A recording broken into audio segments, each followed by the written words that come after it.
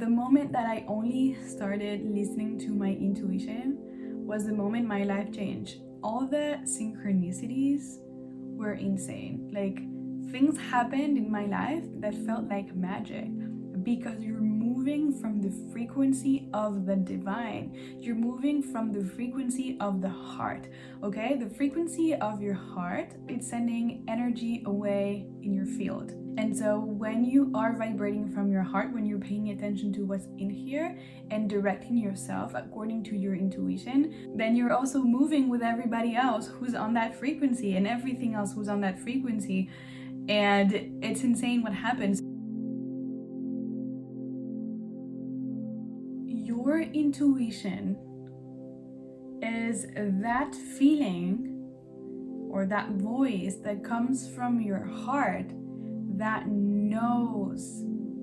It's this feeling of inner knowing. It's not in your head. Your intuition doesn't come from your mind. It comes from your heart. And that's how you can make the difference between your fears and your intuition. Your fears are in your head. It's in this space here. And your intuition is more in the body, in the heart. The center is here, okay? So does it happen to you that sometimes you just know stuff? You know something is going to happen and then it does. You know someone is going to say something and they do. You know that you should do something and then when you do it, you're right. And when you don't, then you regret it. The thing is, you will always regret not listening to your intuition because your intuition is the part of your soul that knows. And we are in our heads a lot. So when you start being logical about things, you're cutting your intuition off. Okay, let me tell you something. Your heart, your intuition is here to bring your desires. It's here to tell you where to go, in which direction to go. And then your brain, your mind, it's only here to plan things, to execute things. You're not meant to figure everything out. You're meant to feel the things and then plan them out with your mind.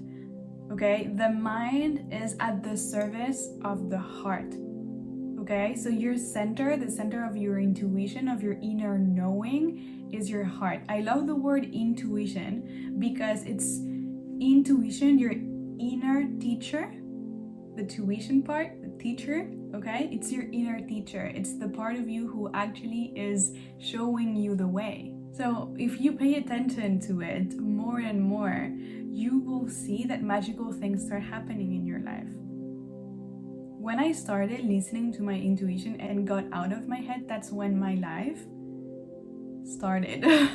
Honestly, I feel like when I got into contact with energy and with feeling, I feel like that just woke me up because there was this part that I was missing of like actually feeling the things. Like, your feelings are valid and they're there for a reason and you need to listen to them. If like, do you ever had a bad feeling about a person or about a situation, or when you enter a room and you have this like bad vibe,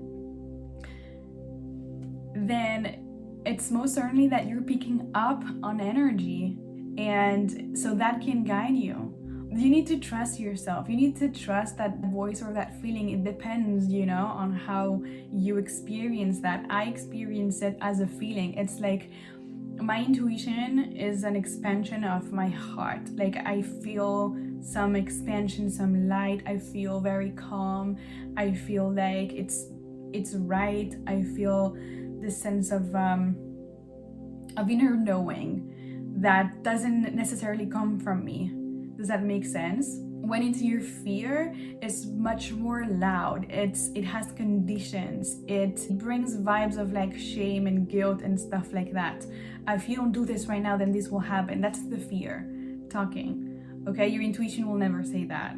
So train yourself to listen to that inner voice, to that inner knowing, and experience that more. And you will see that the times that you don't listen to your intuition, you will regret it. And like, think about one time that you were sure about something and then you didn't listen to yourself because you chose to listen to someone else. That's not the vibe.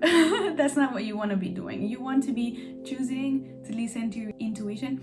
And the thing is, your intuition is not logical. Okay, so don't try to analyze what your intuition says, because sometimes your intuition is far ahead from you. And your mind will try to rationalize things and analyze things to make sense of it, because we always want to make sense of stuff. But the thing is, you're just going to block yourself if you do that. So just feel into whatever it is that inner knowing and act on that. And then the logical mind will figure it out, but do not try to analyze every single thing, because it's not making sense. It doesn't have to make sense. The mind and the heart, they don't work at the same frequency. So you can't understand with the mind what's going on in the heart space. Sometimes your intuition is here to protect you. So if you feel a bad vibe about someone or about a situation, pull away from that, because the thing is, your intuition knows. And sometimes you get this feeling and you're like, but I don't understand why. But trust it. Trust it, because you will see in the end. You will see. Sometimes because the intuition works on another frequency, then we're not able to make it sense out of it. But if you're trying to make a sense out of your intuition, no, you're just gonna block yourself from receiving more and more. Okay, so allow yourself to actually receive. The moment where your intuition works the most is when you are relaxed. You can't receive any intuitive message if you are stressed out, if you are anxious, if you are constantly looking out for danger. That doesn't work, okay? Because you're in survival. You need to be able to relax, okay? So if you relax your body, then you will get the downloads or the messages. For example, most people get their intuition nudges in the shower, because they're relaxed, they're just having a good time with themselves, and then boom, it happens. Or before going to sleep, or in their dreams, or when they're at a yoga class, or when they're in nature, you know? Your intuition is always on. Okay, it's always there. You can always tap into it. But sometimes we block ourselves from receiving simply because we're not receptive. Okay, we're stressed out, we're in our head, stuff like that. So our job as conduits is to simply relax and clear our energy a little bit, so that we can actually be able to receive. Okay, you can't receive when you're tense. That doesn't make sense. When you're contracted, you can't receive. You need to receive when you're relaxed and expanded. Okay, that works for everything in life. So your intuition will come to you the strongest when you're able to be in a relaxed state. So meditation helps a lot. Yoga helps a lot. Stretching your body helps a lot. Walking in nature, or just being next to a tree, or hugging a tree, or laying in the grass, anything that is grounding you and that is bringing you closer to earth, also relaxes your nervous system so that you can receive. Being grateful, being in a gratitude mode also brings a lot, because you're saying, thank you, universe, thank you, God, for all the things that you pour into my life. Thank you, universe, thank you, God, for all the good things that you're pouring into my life every day. And so you will keep the channel open for you to receive more and more.